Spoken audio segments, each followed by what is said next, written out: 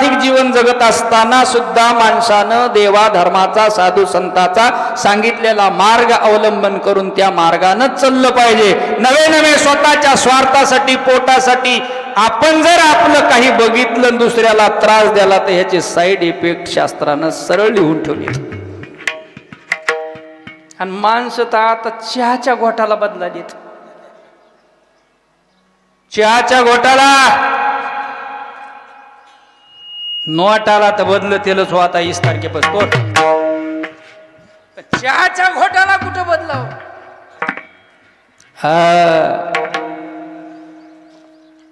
म्हणून स्वतःच्या स्वार्थासाठी माणसं काय करतात, पाप करतात. आणि ते पाप एवढं होतं की त्या पापामुळं तीही नरकाला जातात आणि पुढच्याही पिढ्या नरकाला जातात. म्हणून मरण जवळ आलं नाही, मरण आलं तरी चालेल, कोणाला खोटं बोलायचं नाही. मरण आलं तरी कबूल. कोणाच्या चहासाठी बदलायचं नाही महाराज. नसेल तर सगळ्याला भोगावं लागतं, सगळ्याला. आणि मग माणसं म्हणते आमचं काय चुकलं. काय चुकलं हाय जरासं पाठीमागे जाऊ. काय चुकलं ते शास्त्र सांगते. माणसं लोभ अंतकरणामध्ये ठेवून ज्याला लोकाला न्याय करतात, न्याय निवाडा करतात, सामान्य माणसं नाही ज्याला आपण देव म्हणतो त्यानं जर चुकीचा न्याय दिला तर त्या जजचा सुद्धा हाच विचार केला जाते. शास्त्र आपल्याकडे काय म्हणते, जजला न्याय देवता. बरोबर आहे, न्याय देवता. आणि असा एखादा न्याय देवता जर चहासाठी बदलला, आता चहाच म्हणूया, पाकिट कशाला म्हणावं. महाराज हे लोक स्वतःच्या स्वार्थासाठी बदलतात. त्याचे परिणाम काय होतात माहिती आहे का.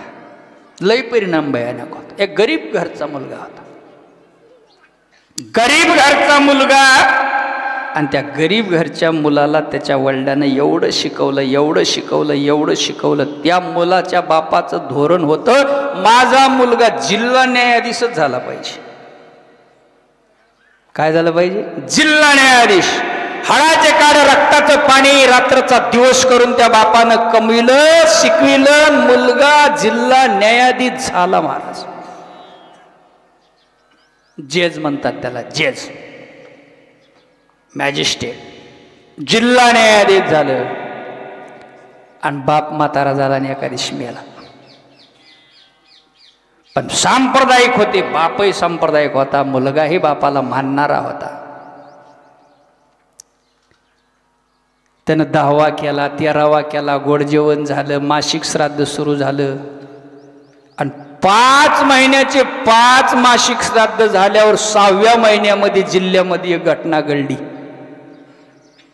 एका गरीब वारकऱ्याची 10 एकर जमीन एका सावकारानं लुबाडली. गरीब वारकऱ्याची जमीन 10 एकर एका सावकारानं लुबाडली. अशी केस चालली कोर्टामध्ये, चलून चलून शेवटी बोर्डावर आली, त्याच न्यायाधीशाच्या हातात आली. आणि ते सावकार होता जरासा देवलसपण करणारा. देवलसपण कळते का, गावात बघणारा जरासा. त्याला माहित आहे आता खरे कागदपत्र कोणापाशी आहेत, त्या वारकऱ्यापाशी.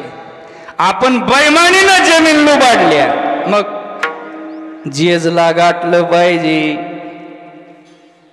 सुटकेस भरली काळी एवढी मटीन. आदल्याच दिवशी उद्या निकाल आहे म्हणता, आदल्या दिवशी जज साहेबाच्या दारात, जय हरी साहेब, जय हरी, मी सावकार, आमची केस बोर्डावर आल्या उद्या. जज म्हणले, ओ गरीब वारकऱ्याची जमीन आहे, तुम्ही बेईमानीनं लुबाडल्या, उद्या निकाल त्याच्यासारखा लागणार आहे, वारकऱ्यासारखा. सावकार म्हणला, निकाल त्याच्यासारखा लागणार आहे मलाही माहित आहे. मग आज उगा आलो का सुटकेस घेऊन, सुटकेस घेऊन आज उगा आलो का. म्हणजे 10 एकर जमीन आहे जज साहेब, जमीन 10 लाखानं इकत या. 10 मधली 2 एकर तुम्हाला 8 एकर मजानाची करून द्या.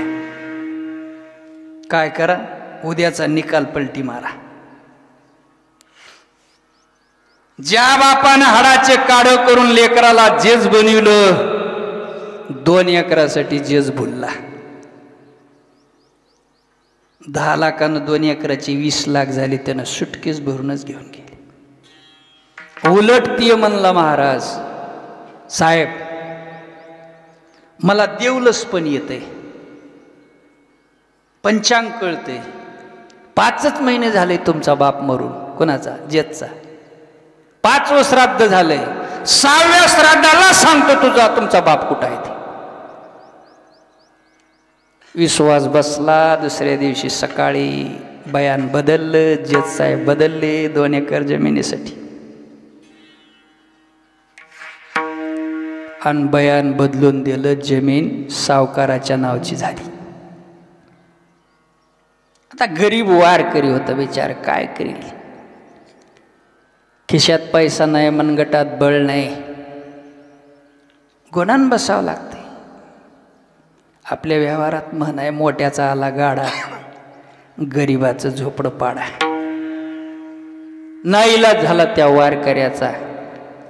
पैसे दिले, न्याय फिरवला जेज साहेबानं, आणि जमीन सावकारासारखी झाली. आणि लगेच 8 दिवसाला 6वं मासिक आलं कोणाच्या? जेज साहेबाच्या बापाचं. पैसे पोहोचले 2 एकराची. फीस किती आहे देऊन टाकली. म्हणले बाप कुठं आहे सांगतो. म्हणले सांगा. सावकार म्हणले या. त्या सावकारानं त्या जेज साहेबाला गावातली जिथं गहाण जमा होत्या, नालीचं पाणी, खान गटार, रोज सकाळी माणसं उठल्या जिथं जातात परसबागेत, टावर रेंज कमी आहे जरा, विठाला अशा घाणी जवळ नेलं. जेज साहेबाला सांगितलं, साहेब जरा डोकावून बघा. काय ह्या विष्टेमध्ये जे लांब शेपटाचा किडा आहे का, आळी बुळबुळ करले, ते तुमचा बाप आहे. अरे बापरे. जेज म्हणला जेजचा बाप कुठं? त्या घाणीतला विष्टेतला किडा होत आहे. सावकार म्हणला होत आहे. कस काय? तुम्ही विद्यापीठात जाऊन अभ्यास करून जेज झाला. म्हणजे तुकाराम महाराजाचा गाथा वाचला का? लोभावरी ठेवती हे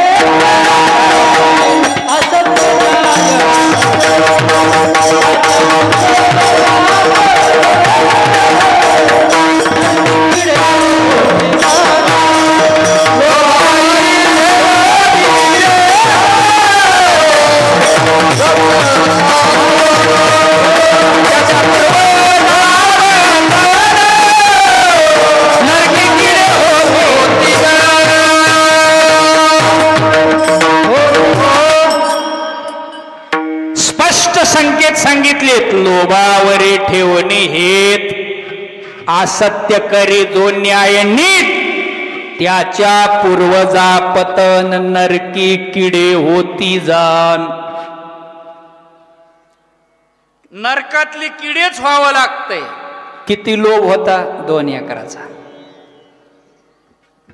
आणि आपण चहासाठी चहासाठी नाही महाराज. जीवन असं जगायचं तर चारित्र्य संपन्नच जगायचं.